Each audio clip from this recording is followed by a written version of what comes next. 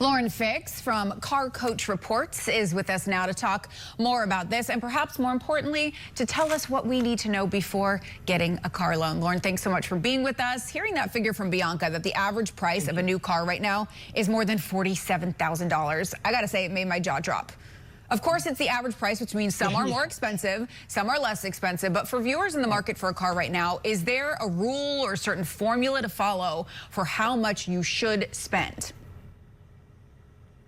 Absolutely. You should never spend more than 10% of what your take-home pay is. So if your payments are $1,400 a month, then you're taking home $14,000 a month in net income. That's a lot of money. And so a lot of people aren't making that kind of money, obviously. So that means you're going to be looking at something more reasonable. And also that means if you're leasing or buying, you're going to see different rates. So a lot of times a dealer will do is move you into a lease, so the payments are smaller, but it may not be the best choice for you.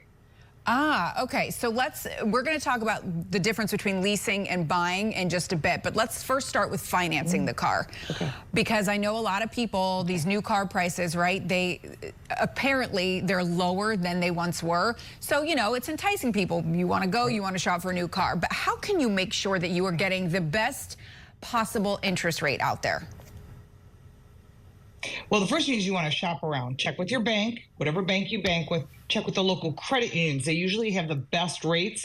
And then before you make a decision, whatever dealer you're buying from, whether it be a used car lot or from a car dealer, see what kind of deals they offer. Because remember, it's based on your credit rating. So that's really important. So if you've got really good credit, you might be at 5.64%.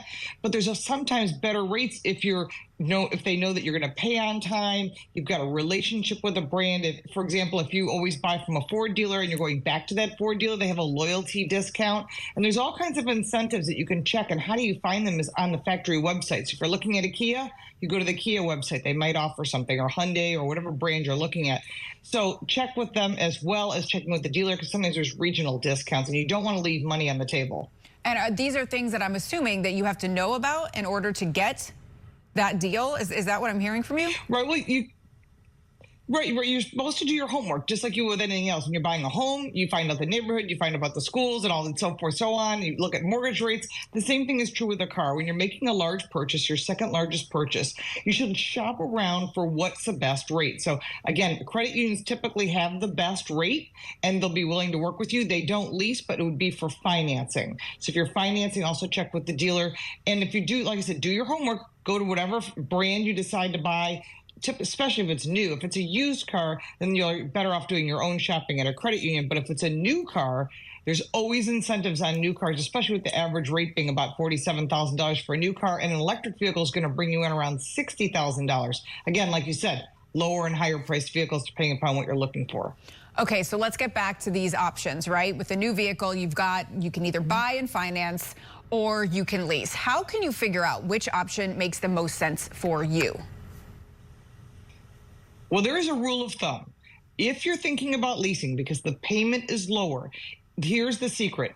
If you drive more than 5,000 miles a year, typically 10,000 miles is the real sweet spot, but up to and no more than 15,000 miles, that 10 to 15,000 mile window is the best window. That's you drive that all the time. You're not going to do any cross country drives. Then leasing might be a good fit for you. And every 3 years you can trade in the car because you're only making the payments on the amount of vehicle that you're using. So you're not going to pay for the full price of the car, but there's also something called residual value, what the car is worth at the end of that time period.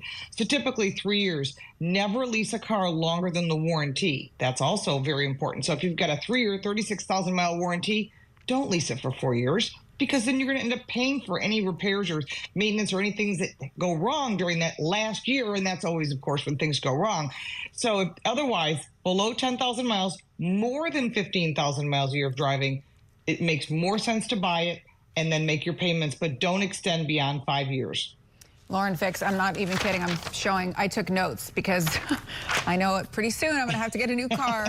Lauren Fix from the Car Coach Reports. Thanks so much for all your insight. Appreciate it. Thank you. Have you ever thought, why in the world is my wireless bill so darn high? What are we paying all this money for? Speed, coverage, data, access to 5G, unlimited talk and text, mobile hotspots? we are partnering with Mint Mobile. Mint Mobile offers all of these features for as low as $15 per month. They're reimagining the wireless shopping experience and made it easy and online. No stores, no salespeople, just huge direct-to-you savings. Why should you pay more when you have access to premium wireless? Mint Mobile runs on the nation's largest 5G network.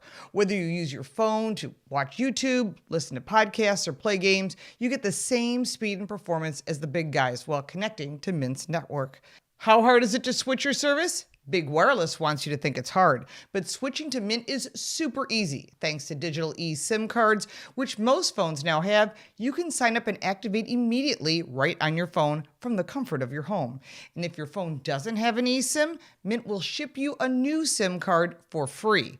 Just go to trymintmobile.com/LaurenFix, also linked in the description down below, to get premium wireless for $15 a month.